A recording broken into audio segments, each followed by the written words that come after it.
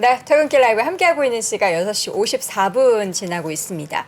요즘에 하도 많은 분들이 재벌집 막내 아들 드라마에 빠져 계신지 네. 우리가 그리고 약간 그 오마주 되는 사건들이 되게 많잖아요. 그리고 뭐 그렇더군요. 삼성전자가 네. 뭐 순양 뭐 이런 거다 뭐 이런 얘기도 하고 뭐 현대차 얘기도 나고 각 모든 네. 재벌 기업들의 이야기들이 다 이게 믹스가 돼서 나와서 꽤 흥미롭게 많이 보시는 것 같아요. 그 맞아요. 저는 이렇게 아직까지는 짤로만 이렇게 조금씩 풀로 안 연결돼서 보셨군요. 아직은 못 봤었는데 그만큼 또 우리 한국 경제 역사가 흥미진진했었다는 부분인 것 사건들이 같아요. 많고. 예, 뭐 순양 밝힐 야사도 많고 또 드라마틱했었던 부분도 그쵸. 많은 것 같고요. 순양그룹 이야기를 많이들 하시고 보니까 근데 그 회장님이 등장하실 때 최고 수출률이 확 찍힌다고 해요. 그만큼 연기를 그렇군요. 굉장히 역시. 잘하신다라는 거고 이제 금방 끝납니다. 근데 3번씩 방영이 막 좀 몰아서 되어가지고 봐야 되겠네요. 금방 끝나기 때문에 우리 또 센터장님은 곧 보시는 걸로. 네? 자, 그리고 우리 순양그룹은 순양그룹이고요. 우리 실제 우리 시장 또 이야기를 나눠봐야겠습니다. 내년도 시장 전망 이야기 오늘 심층 인터뷰를 통해서 다뤄볼 텐데요. 하나증권 이재만 스트레티지스트 이재만 팀장 함께하도록 하겠습니다. 어서 오세요. 네, 반갑습니다. 네. 자, 오늘 하실 이야기가 사실 네. 많은데 저희가 시간을 뭐 밤샘 토론하면 너무나 좋겠지만 제한된 시간이기 때문에 네. 오늘 한 가지 부탁드리겠습니다.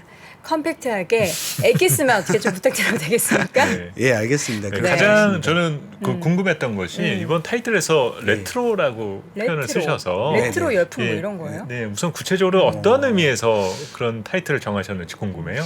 그러니까 글로벌 금융위기 이후에 항상 살았던 세상들만 굉장히 많이 기억을 하죠. 그러니까 예를 들면 성장률이 금리보다 항상 높았던 세상. 그러니까 워낙에 저금리를 유지를 하고 있었고 그러다 보니까 저금리 자체에서 한 1%의 성장률만 나와도 성장률이 높다고 생각한 시대를 살았는데 이제는 그런 시대가 좀 종료가 됐고 그래서 글로벌 금융위기 이전과 비슷하게 이제부터는 금리가 성장률보다 높은 이런 시대를 살 때는 어떤 전략이 좀 좋을까에 대한 생각을 갖고 2023년에 대한 접근 전략을 좀 활용을 하다 보니까 그렇군요. 레트로라는 복고풍이라는 자료에 타이틀을 갖고 썼습니다. 네.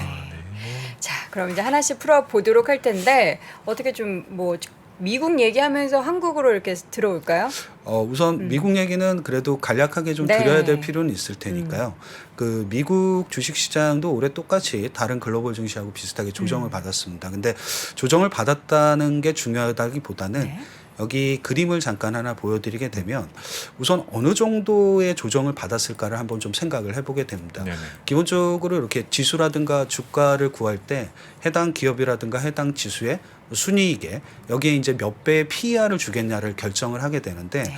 조금 이제 두 가지의 변수를 좀 나눠보게 됩니다. 그러면 과연 최근에 그 PER은 어느 정도나 미국 증시가 빠졌을까를 한번 고민을 해보게 되는데 여기 보이시는 진한 초록색 선의 그림을 잠깐 보시게 되면 미국 증시 PER이 최근 12개월 동안 대략적으로 한 30% 정도 하락을 했던 최근의 모습을 좀 보이고 있습니다. 근데 이 30% PER이 하락하는 게 그렇게 쉽게 일어나는 일은 아니라고 생각하시면 될 것 같고요. 한 두 번 정도의 여기 경험이 있죠. 첫 번째 경험이 2008년에 보셨던 리먼 브러더스가 파산하면서 나타났던 PER의 하락이 한 30% 정도 됐었고요. 그리고 저기 2002년도에 보시게 되면 또 한 번 PER이 한 30% 정도 하락을 했었습니다. 이때가 바로 미국 기업들의 회계 스캔들이 굉장히 유행을 하면서 엔론이라든가 월드컴과 같은 기업이 파산을 하게 됩니다. 이걸 보면서 직관적으로 느낄 수 있는 건 금리가 올라갔기 때문에 PER이 떨어졌다는 걸 모두 다 설명하기는 어려울 것 같고요. 최근에는 아무래도 기업들의 파산 위험이라든가 금융기관의 신용경색 위험을 어느 정도 안고 PER은 하락을 했다라는 생각을 좀 갖고 있습니다. 그래서 여기서부터 이제 출발을 하셔야 되겠죠. 내년에 실제로 기업이라든가 금융기관 이런 쪽들의 부도 위험이 현실화되게 되면 올해 보셨던 저점은 큰 의미가 없을 수도 있습니다. 한 번 더 밑으로 크게 낙폭을 키울 가능성이 있고요. 대신 올해 보셨던 크레딧 리스크라는 부분, 이런 신용 위험이라는 부분이 현실화되지 않는다라고 하게 되면 올해 보셨던 저점일 가능성이 중장기적으로는 대단히 높지 않겠냐라는 생각을 가져보실 수 있는 부분이 이 그림을 갖고 좀 생각할 수 있는 미국 증시의 올해의 모습과 내년의 전망을 좀 할 수 있는 그 초기의 모습이라고 생각을 갖고 있습니다. 네. 최근에 우리나라를 좀 네. 돌아보면 뭐 몇몇 산업이 높은 금리 때문에 상당히 어려워하고 있잖아요. 네. 그러다 보니까 야 이대로 계속 가다가는 좀 파산하는 회사들이 나올 수도 있겠다라는 걱정을 조금씩 갖고 있는데 네. 사실 미국 지표에서는 사실 그런 내용을 잘 접하기가 좀 쉽지는 않거든요. 그만큼 미국은 좀 상대적으로 나았다라고 우리가 볼 수 있는 근거들이 있나요? 이게 낫다라기보다는 이제 어떻게 평가를 하느냐의 방법론에 따라 좀 달라지는 것 같습니다.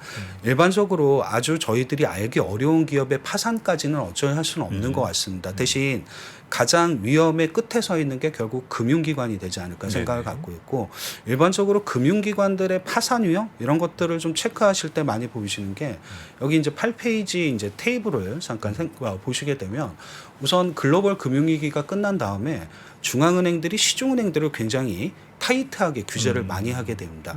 그 규제를 다른 말로 좀 풀어보면 바젤3라고도 하고, 바젤3가 갖고 있는 기본의 조건은 두 가지가 되겠죠. 보통주 자본 비율은 8% 이상으로 맞춰야 되는 거니까 위험 자산의 비중은 낮춰야 된다는 뜻이 될 거고요. 네네.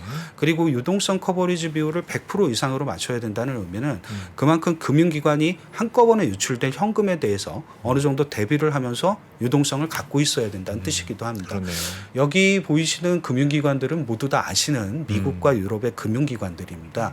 보이시는 것처럼 두 가지 그 전제 기본 조건들을 미달하는 금융기관은 아무도 없습니다. 혹시 최근에 좀 문제가 됐던 게 크레딧 스위스였고, 그렇죠. 뉴스가 크레딧 좀- 스위스도 보시게 되면 보통주 자본 비율이 한 13.5%, 유동성 커버리지 비율이 191%니까 뭐 부도라든가 파산 위험 이런 것들은 약간 좀 과장된 하나의 뉴스였지 않을까라는 생각을 갖고는 있습니다. 그리고 여기 제일 끝에 보시면 내년도 이제 해당 금융기관들의 이제 EPS 이런 것들이 이제 추정치가 나오게 되는데, 보이신 것처럼 EPS 같은 경우는 실제로 보게 되면 어떻게 보면 순이자 마진하고 굉장히 연결고리가 높기 때문에 최근에 대출금리라든가 이런 것들이 전 세계적으로 다 뛰어오르다 보니까 미국과 유럽들의 금융기관 자체들도 EPS가 증가하는 형태. 그래서 이 아까 처음에 말씀드렸던 것처럼 그 기업이라든가 금융기관, 특히 금융기관의 파산 위험이 제어된다라고 하게 되면 올해 보셨던 미국 S&P 500의 한 3,580포인트 정도는 저점일 가능성이 대단히 높다는 생각은 내년에도 똑같이 가져가 보실 수 있는 포인트가 될 것 같습니다. 그렇군요. 그렇다면 사실 이제 투자의 관점을 어디다 맞추느냐가 중요할 때인 것 같거든요. 네. 이제 좀 있으면 뭐 연준의 속도 조절이 시작된다라는 얘기를 하고 네. 있으니 이제 금리만 떨어지면 만사가 끝나는 건지, 아니면 사실 우리 기업들은 지금 조금 전에도 우리가 얘기를 들었지만 기업들이 계속 실적이 상반기까지 안 좋다는 얘기만 듣고 있거든요. 미국 기업들의 상황도 한번 보면서 우리 한번 상황을 한번 판단해 볼까요? 우선 제가 잠깐 그림을 하나 보여드릴 네. 텐데, 최근에 주식시장은 PER을 설명하는 건 금리가 설명을 많이 하게 되죠. 네. 금리가 올라가면 PER이 떨어질 테니까. 예를 들어서 연준의 기준금리가 5%가 되면 과연 미국 S&P 500의 PER은 어느 정도까지 떨어질 수 있는가를 계산을 할 수가 있습니다. 그렇군요. 대략적으로 한 14.9배라고 생각하시면 될 것 같고요. 내년에 S&P 500의 EPS 추정치가 올해보다 대략적으로 한 7% 정도 증가한 240불 정도니까 양쪽을 곱하시게 되면 그게 S&P 500의 저점일 거고 한 3,600포인트 정도 될 거라고 보게 됩니다.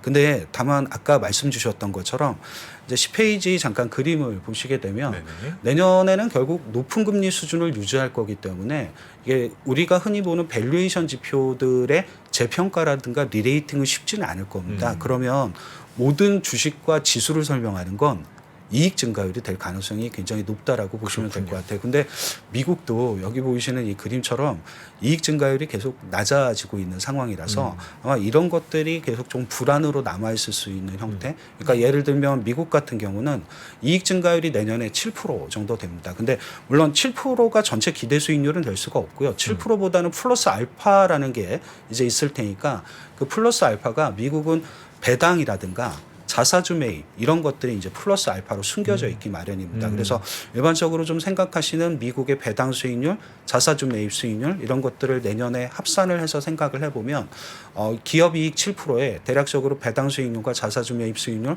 한 6% 정도를 합산을 하시게 되면 아마 13% 정도 내외가 내년 S&P 500이 갖는 기대 수익률이 될 거고, 지수 측면으로 생각을 하시면 S&P 500은 한 4,400포인트 정도 된다라고 보시면 될 것 같습니다. 그렇군요. 예. 지금 상황 속에서 우리가 이제 사실 미국은 네. 별로 걱정을 안 하고 미국도 네. 본인들은 걱정 별로 안 하는 것 같아요. 맞아요. 그 제일 중요한 건 그들은 괜찮은데 한국 그에 영향을 받는 우리나라가 문제인 거잖아요. 근데 미국은 보면은 지금 일단 수익률 측면에서 또 기대되는 업종도 심지어 있잖아요. 네. 정리해 주신 자료 보니까 이들은 잘할 것이다. 그거부터 살짝 얘기를 하고 이제 본격적으로 우리는 그럼 뭘 걱정해야 되는지 네. 이야기를 풀어보도록 하겠습니다. 보면 미국은 진짜 걱정이 안 돼요. 우선 미국 같은 경우는 아까 말씀드렸던 S&P 500을 네. 계산할 때 기대 수익률의 측정 방법이 이익 증가율하고 여기에 이제 토탈 일드라고 불리우는 배당 수익률, 자사주 매입 수익률 이런 것들을 이제 합산을 하게 되면 되는데 네. 미국 S&P 500은 총 24개 업종으로 구성이 되어 있습니다. 그러면 S&P 500보다 이익 증가율이 높고 S&P 500보다 토탈 일드라고 불리우는 자사주 매입 수익률과 배당 수익률이 높으면 양쪽에서 안정적으로 취할 수 있는 수익률이 될 것 같습니다.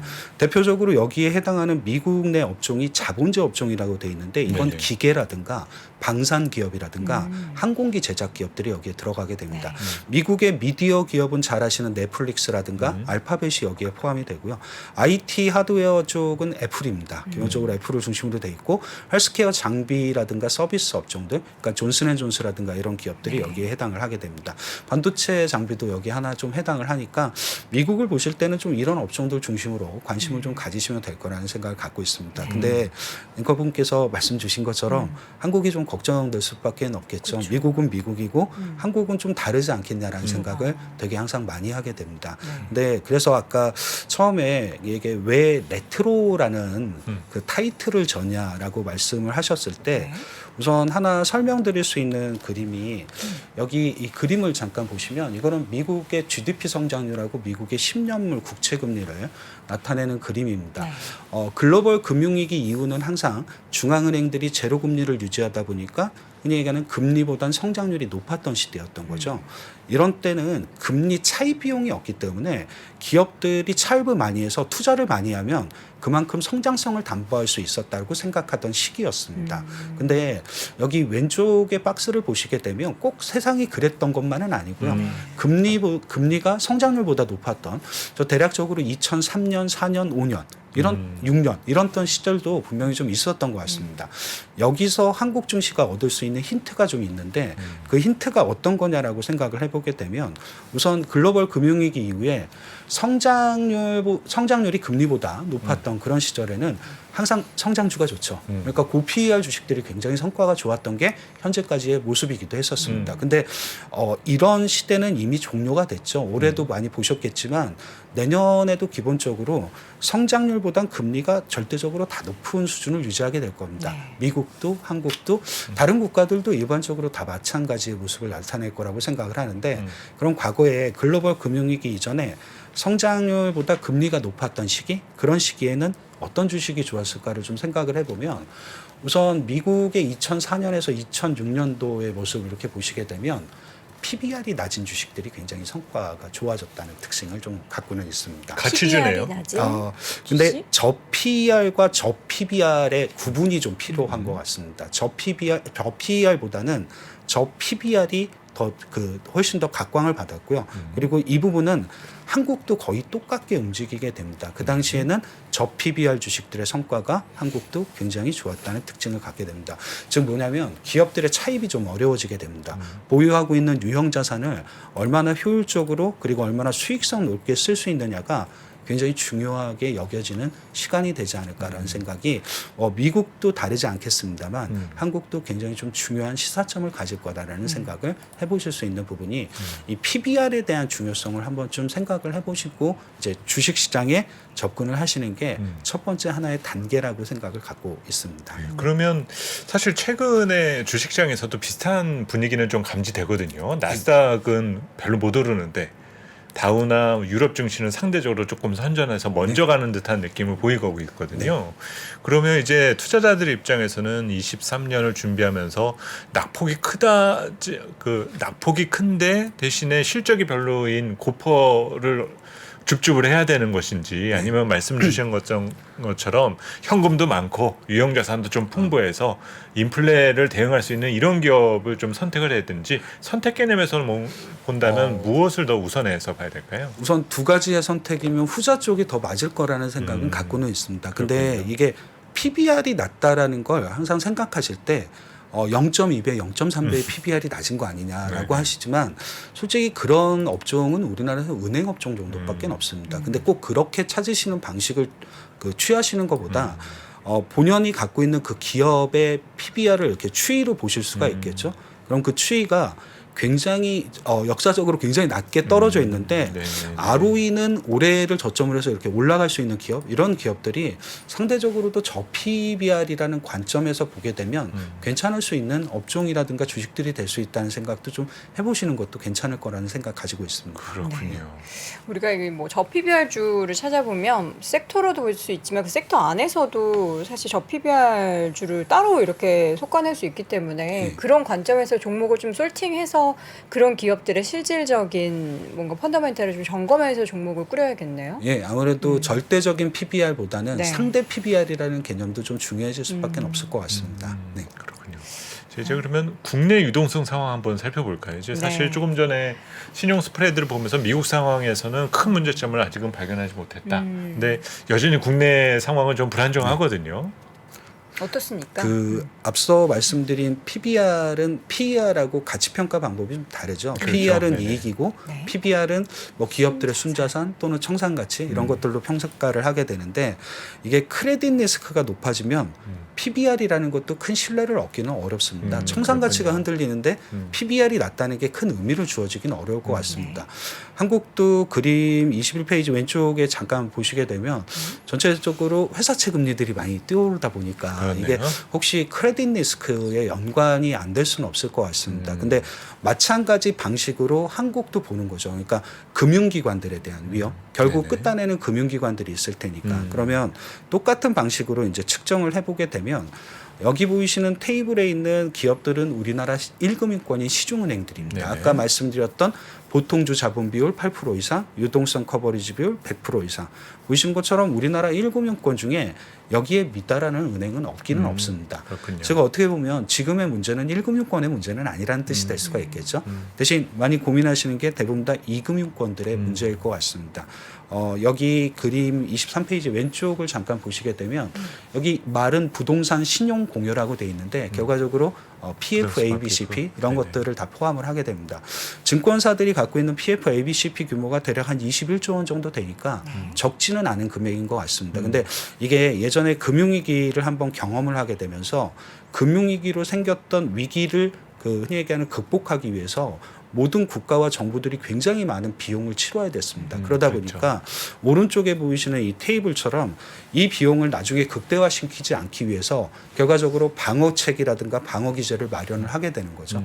한국은 이제 대표적으로 채안펀드고 채안펀드 안에서 매입할 수 있는 게 PF, ABCP 즉 시공사가 담보한다는 조건은 있어야 됩니다만 이런 것들을 매입할 수도 있고 PF, ABCP로 차환이 좀 어려워지는 증권사들에 대해서는 3조 원의 유동성을 공급하겠다는 얘기를 좀 하는 거 보면 어쩌면 지금 보시는 PBR이라는 것 자체 이런 것들은 크레딧 리스크가 현실화되지 않는다라고 하게 되면 상당히 좀 의미 있게 반영을 하고 바라보실 수 있는 대표적인 하나의 데이터가 될 것 같습니다. 네. 대신 한국은 아까 말씀 많이 하셨던 이익의 감익인 거죠. 결과적으로. 그러니까 지수의 기대 수익률을 재려면 이익 증가율이 필요합니다. 근데 올해 우리나라 상장기업, 코스피 상장기업도 순이익이 158조 원 정도 됩니다.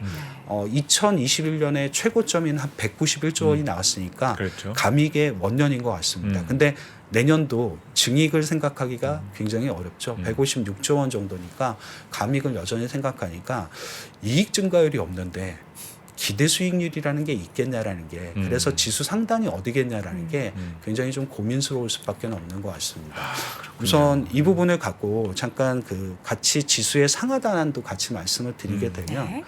우선 여기 보이시는 그림은 X축에 이렇게 연도가 보이실 겁니다. 네. 이 해당 연도들은 우리나라에서 신용위기, 크레딧 리스크가 현실화되는 것, 즉 기업들의 파산이라든가 이런 거는 없었던 연도들입니다. 네네. 근데 잘 보시게 되면 가로 안을 보시게 되면 그 숫자로 나와 있는 퍼센테이지가 기업들의 당시 순이익 증가율입니다. 근데 보시면 굉장히 낮죠. 물론 금융위기와 같은 쇼크는 아닙니다만 이익 증가율이 거의 제로에 가깝다라고 보셔도 될 수 있는 연도들입니다. PBR의 최저점이 어느 정도였을까가 의미 있는 저점이 되겠죠. 보이시는 것처럼 한 0.75배 정도. 0.75. 올해 보셨던 코스피 2100포인트일 때 코스피의 PBR이 0.78배 정도 됩니다. 거의 비슷한 수준의 경험을 가졌다라고 생각을 하게 되면 저점은 올해 정도 보신 게 내년에도 유효할 거다라는 생각은 갖고는 있습니다. 대신 말씀드렸던 상단이 어디냐에 대한 고민, 이익 증가율이 없는데 과연 코스피의 상단을 어찌 측정을 할 거냐에 대한 생각. 그거는 잠깐 이거는 저도 경험을 좀 되살려서 하는 수밖에 없는 것 같습니다. 네. 여기 보이시는 그 그림이 두 개가 있는데 우선 면적이 작은 선 차트는 2004년도고요. 면적이 좀 넓은 선 차트는 2013년에서 16년입니다. 박스피 때군요. 예, 박스피 때였습니다. 이게 그러니까 이익 증가율도 없었고 크레딧 리스크도 현실화되지 않았고 그리고 여기에 또 하나 달아붙는 조건이 연준이 기준금리를 인상하거나 인상한 이후에 동결을 했던 시절이기도 합니다. 그렇네요. 약간 비슷하게 내년의 연도를 좀 생각해 보실 수 있는 하나의 그림이 될 것 같고요. 말씀하신 것처럼 박스피였고요. 근데 박스피도 지수가 저점까지 떨어지게 되면 이게 데드캣 바운스나 베어마켓 랠리라는 이름으로 지수는 반등을 하게 됩니다.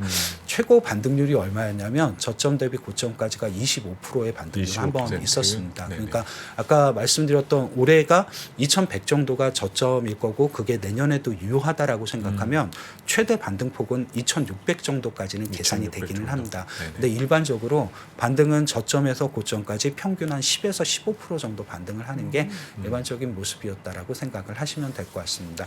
내년 주식시장은 상고하거나 상저하고냐의 의미보다는 그냥 박스권으로 흘러가는 시장이 될 가능성이 대단히 높다는 생각을 갖게는 되는 것 같습니다. 그렇다면 사실은 변동성만 있다라고 봐야 되는 거잖아요. 네, 지금 그렇죠. 현재가 거의 한 지금 말씀 주신 밴드에서 한 중앙값 정도이기 네. 때문에 방향보다는 변동성이 언제 일어나냐가 가장 중요한 부분일 것 같고 네. 그게 상반기에 터질 거냐 하반기에 터질 거냐에 따라서 사실 투자자들은 대응하는 전략이 좀 달라질 수밖에 없지 않습니까? 네, 그렇죠. 박스권이니까 트레이딩 아이디어가 되게 중요할 수밖에 그렇네요. 없습니다. 그게 제가 여기서 이제 자료로 마련을 해서 보여드리려고 하는 건 분기별로 변화할 수 있는 트레이딩 아이디어를 갖고 이제 설명을 좀 드리면 네. 그게 좀 도움이 되실 것 같다는 생각을 갖고는 있습니다. 네네. 우선 1분기 때 내가 어떤 것들을 바라보고 시장에 투자를 할 수 있을까? 그리고 어떤 업종이 과연 시장보다는 우위를 점할 수 있는가에 대한 생각을 먼저 말씀을 드리면 여기 보이시는 막대 그래프가 하나 보이실 텐데 이 막대 그래프는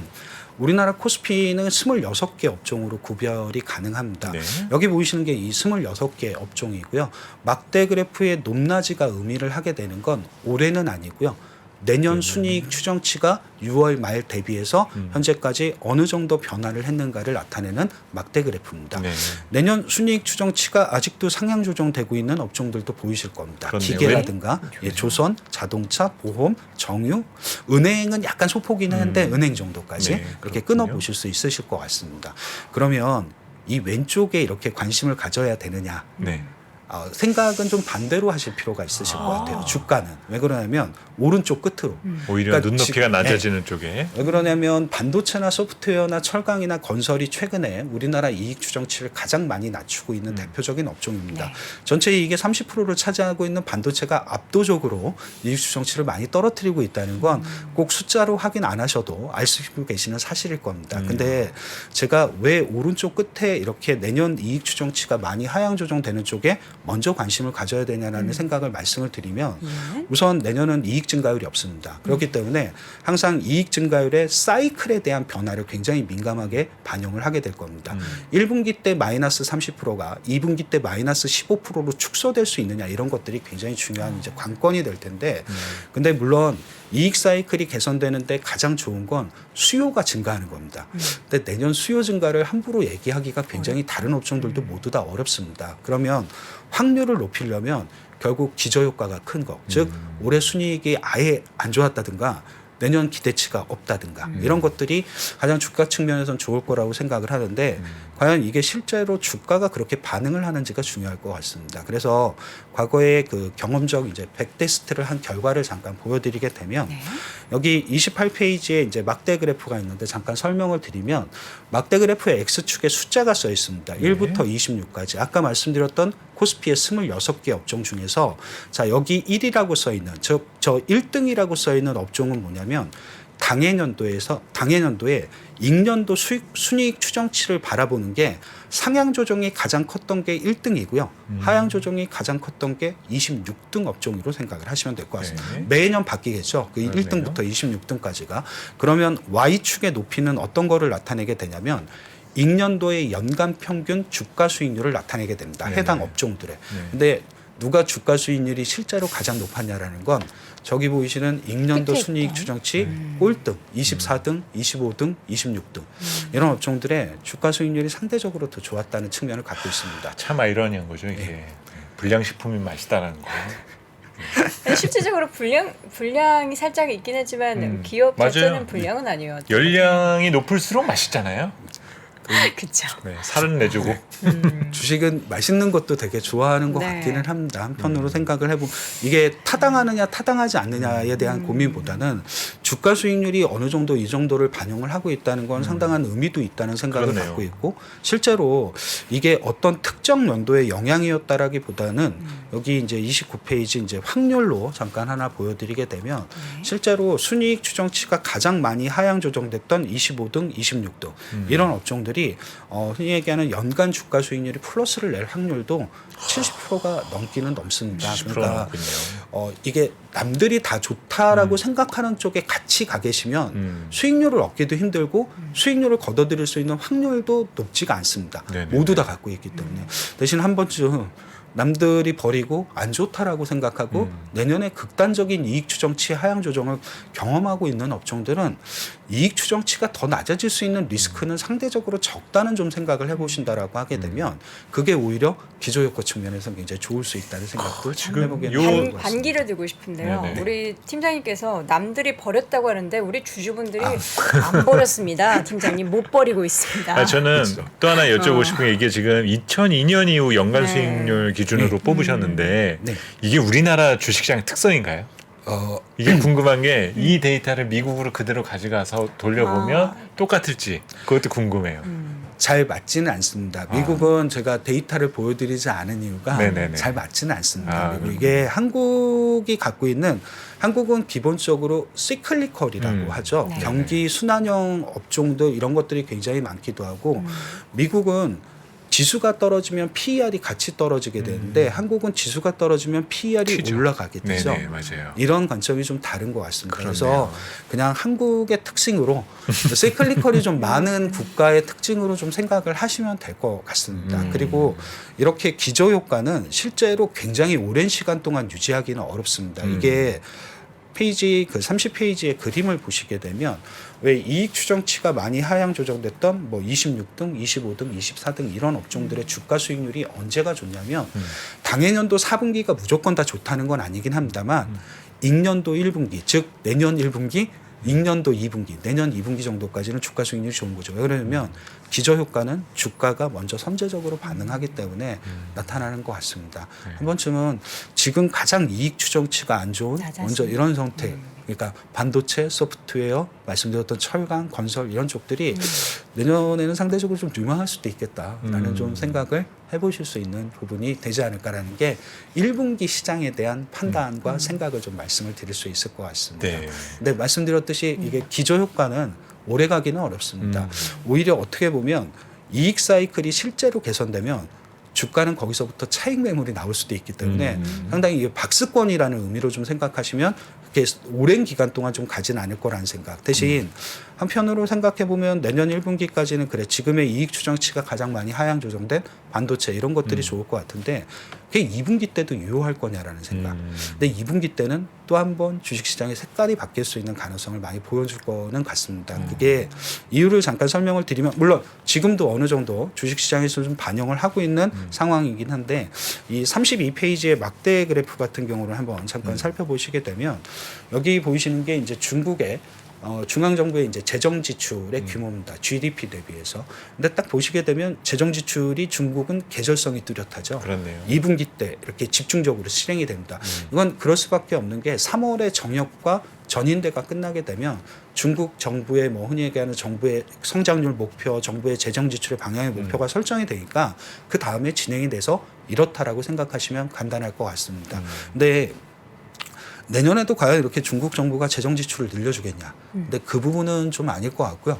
재정 지출보다는 지금 얘기가 많이 나오고 있는 두 가지가 있죠. 규제 완화 쪽. 그러니까 33페이지 왼쪽과 오른쪽의 그림에 보이시는 것처럼 중국 정부가 비용을 많이 쓰지 않고 규제를 완화할 수 있는 게 두 가지가 있죠. 하나는 제로 코로나를 위드 코로나로 변화시키는 쪽과 지금 굉장히 부동산 규제 완화를 많이 했었고 한 3년 정도 했었는데 이 규제를 완화해 준다라고 하게 되면 약간 이런 부분들이 시장에는 영향을 줄 수 있는 모멘텀이 될 거라는 생각을 갖고는 있습니다. 즉 중국 정부가 지출을 많이 늘리게 돼서 정부 경기 부양을 하게 되면 우리나라에서 굉장히 그 업종이 그 올라갈 수 있는 게 확산이 많이 됩니다. 근데 여기에 단점은 여기에 딱 매립된 업종만 올라갈 수 있다는 특징을 좀 보여주게 될 것 같습니다. 전방위적으로 중국이 좋아지니까 우리가 좋아질 거라는 생각보다는 위드 코로나와 부동산 그 규제 완화가 같이 풀리게 되면 맞물릴 수 있는 건 결과적으로 중국의 부동산 경기라든가 이런 부분들이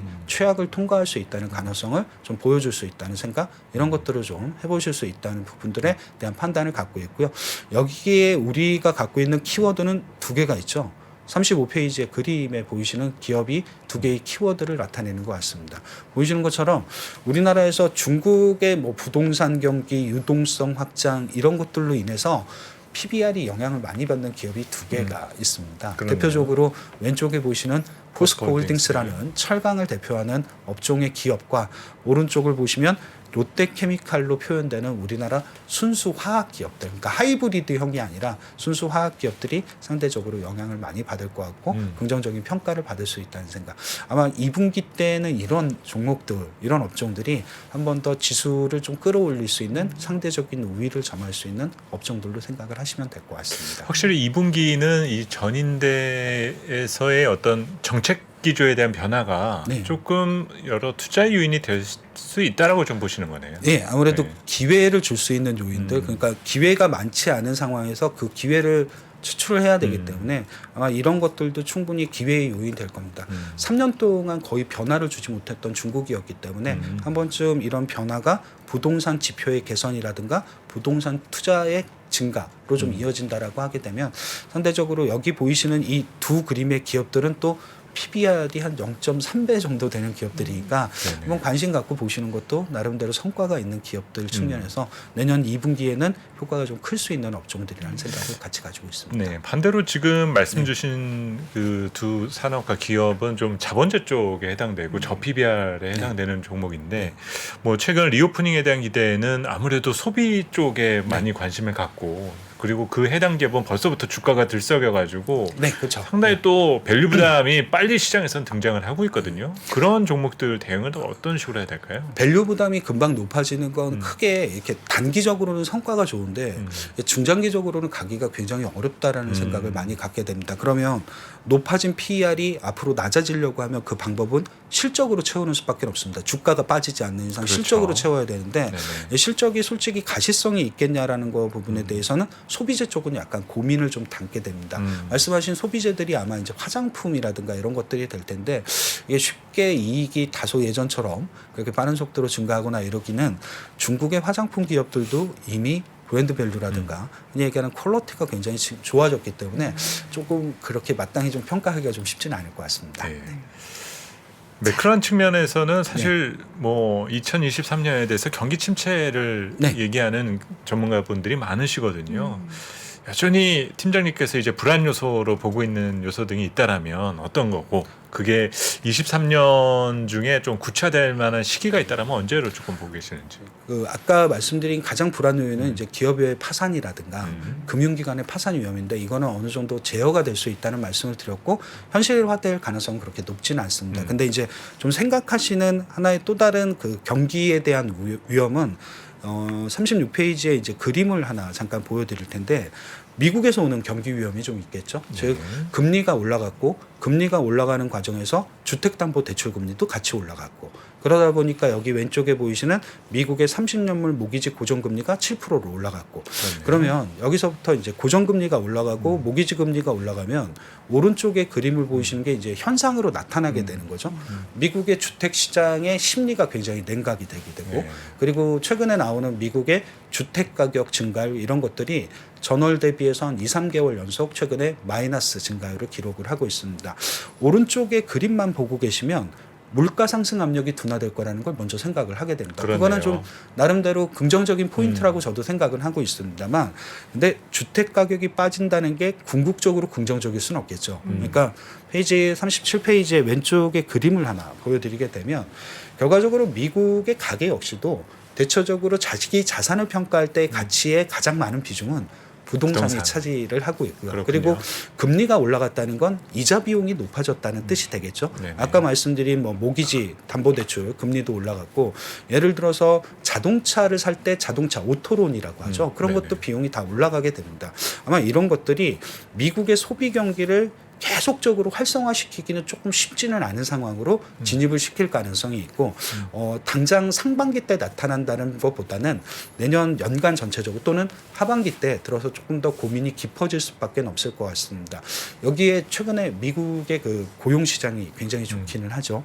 근데 오른쪽에 그래프로 하나 설명을 드리려고 하는 건 미국도 굉장히 감원자 수가 많기는 합니다. 실제로 뭐 빅테크 기업들도 그렇고 미국의 고용 시장을 이끌고 있는 게 아마존이라든가 월마트라든가 이런 기업들이 되는데 최근 감원자 수를 굉장히 많이 발표를 하게 됩니다. 그래서 감원자 수가 늘어나다 보니까 올해 4분기의 실업률은 한 3.7로 대부분 예상을 하지만 내년 4분기의 실업률은 4.5% 정도로 지금보다는 1% 이상 높아질 거라고 생각을 합니다. 1%까지는 아니고 아마 이런 것들이 조금 내년 하반기 때 실물 경기를 좀 어둡게 만들 수 있는 하나의 요인들이라는 생각을 하게는 됩니다. 근데 이렇게 되면 나타나는 또 중요한 변화는 주식시장에서 또 감지를 하실 수가 있으실 것 같아요.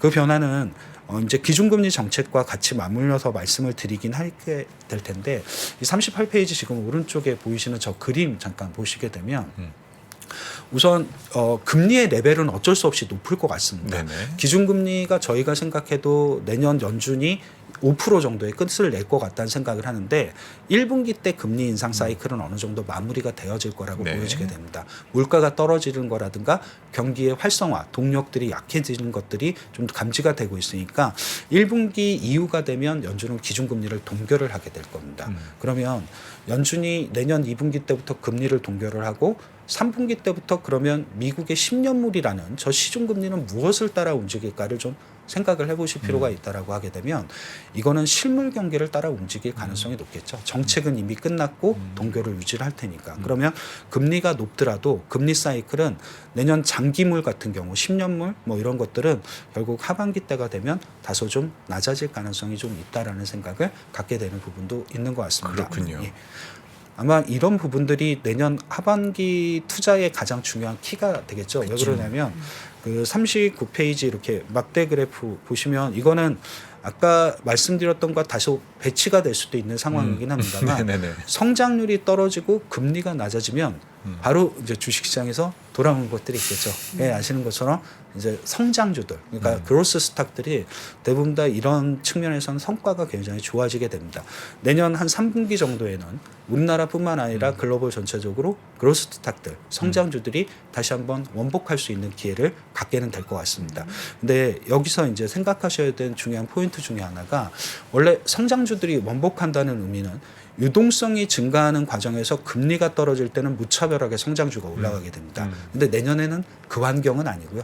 그냥 성장률이 둔화되는 과정에서 금리가 떨어지는 것뿐이기 때문에 유동성이 증가하는 환경으로 측정하기는 어려울 것 같습니다. 그래서 성장주를 조금 생각을 해보실 때도 여기 보이시는 그림과 같은 경우도 좀 생각을 해보셔야 되는 거죠. 그러니까 최근에 우리나라 성장주들이 굉장히 성과가 좋았고 퍼포먼스가 좋았던 이유 중에 하나가 무형자산의 가치를 굉장히 높게 평가를 받고 올라갔던 부분들을 갖고 있습니다. 현재 성장주들이 갖고 있는 무형자산의 프리미엄이 모두 다 소멸된 업종들도 몇 개가 이제 눈에 띄게 됩니다.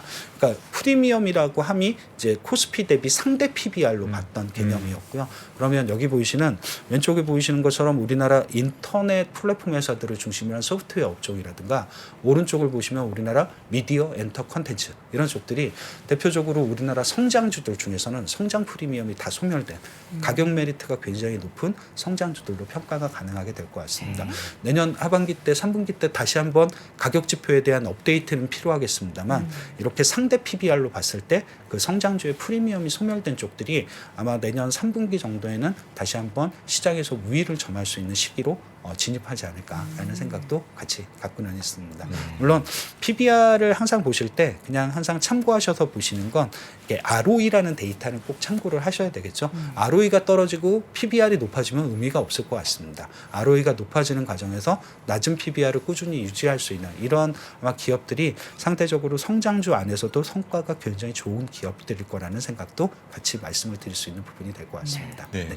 성장주 부분에서 많이 헛갈려하는 투자자분들이 계실 것 같아요. 사실 주가가 상당히 많이 지금 낮아져 있으니까 조금은 밸류 측면에 있어서 개선이 되는 여지 등은 있는데 아까도 지금 내년 감익이 예상되어 있는 상태이다 보니까 사실 이런 성장 기업들은 더 빨리 전망치가 급강하라 하게 되지 않습니까? 네, 그렇죠. 그러다 보면 과연 이게 지금 싼 건가 좀 헛갈려하는 투자자분들이 계실 수 있을 것 같아서 그럴 때는 투자 판단을 어떻게 하는 게 좋을까요?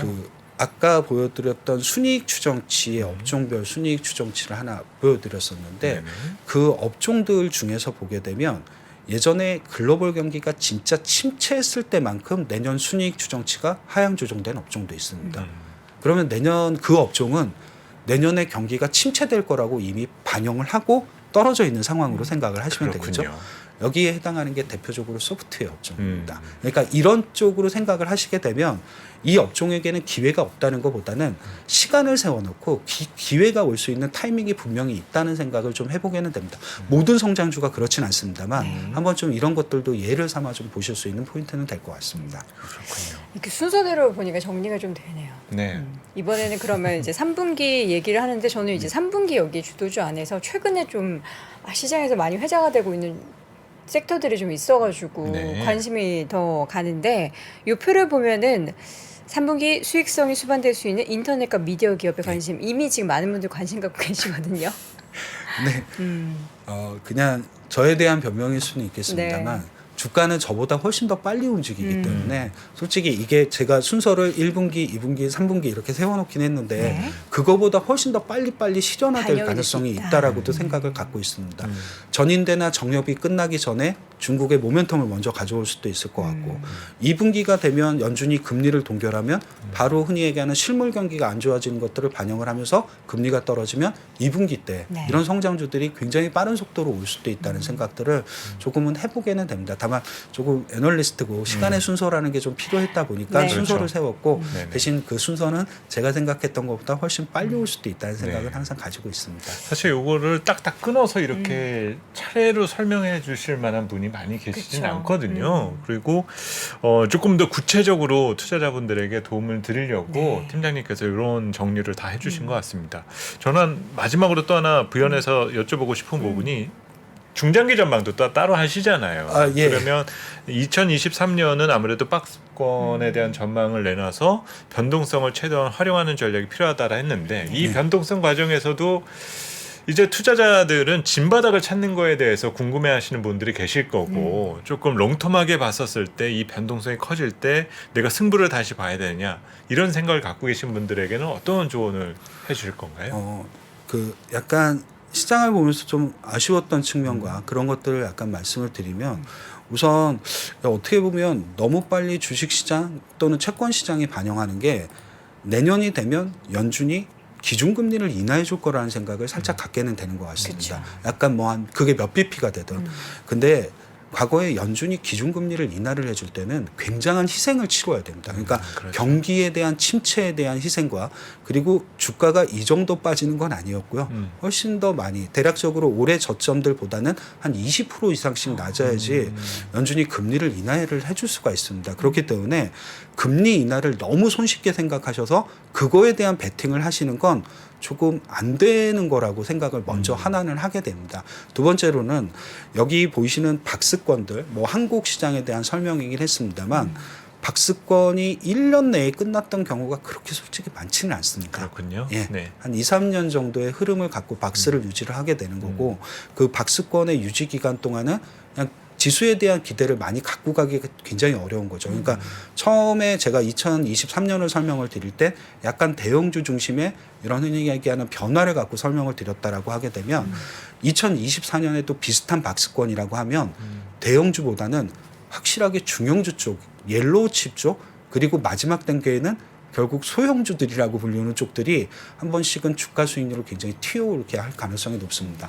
내년은 내후년에 대한 기대감이라도 살짝 있는 거죠. 2024년은 2023년보다 나아질 거다. 근데 그 기대를 충족시키지 못하면 결과적으로 대형주보다는 나중에는 더 중소형주 쪽으로 집중하는 형태로 시장이 변화할 가능성은 있다라고 보여지게는 되는 것 같습니다. 짧게 끝나진 않을 것 같다는 생각을 갖고는 있습니다. 그렇군요.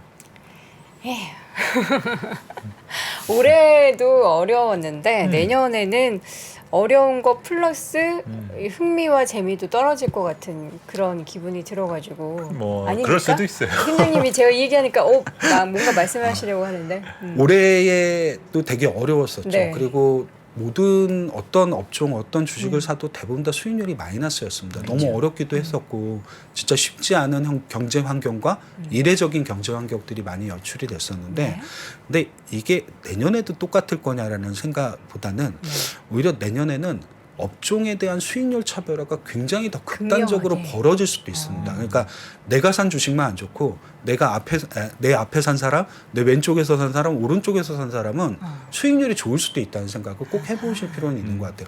올해는 다 안 좋았기 때문에 서로 잘 못 느꼈던 그 수익률에 대한 차별화가 내년에는 훨씬 더 극명하게 나타날 수도 있다는 생각은 갖게는 되는 것 같습니다. 알겠습니다. 그 투자의 아이디어를 우리 이재민 팀장님이 잘 정리해 주신 자료를 통해서도 여러분들이 꼭 얻어가시길 바라겠고요. 이 자료는 저희가 신화자료실에 함께 업로드 될 예정이니까요. 다시 한번 꼼꼼하게 체크해 보시면 좋을 것 같습니다. 자, 이렇게 해서 오늘 심층 인터뷰 시간 하나증권 이재만 팀장 함께했습니다. 팀장님 오늘 말씀 고맙습니다. 네, 말씀 잘 들었습니다. 2023년 투자 계획을 고민하고 계십니까? 2022년을 돌아보고 내 종목을 점검해 볼 시간. 그래서 준비했습니다. 반도체, 2차 전지, 자동차, 인터넷, 바이오, 그리고 국내와 글로벌 투자 전략까지 각 분야 베스트 애널리스트만 모셨습니다. 2023 베스트 투자 전략. 이번 강의는 사전에 설문조사를 통해 투자자분들이 진짜 궁금해하는 내용을 담았습니다. 12월 22일 목요일까지만 제공되는 3프로TV 다이어리 캘린더 세트와 수강료 37% 할인 혜택을 절대 놓치지 마세요. 자세한 내용은 영상 하단 링크 또는 네이버에 3프로TV를 검색하세요.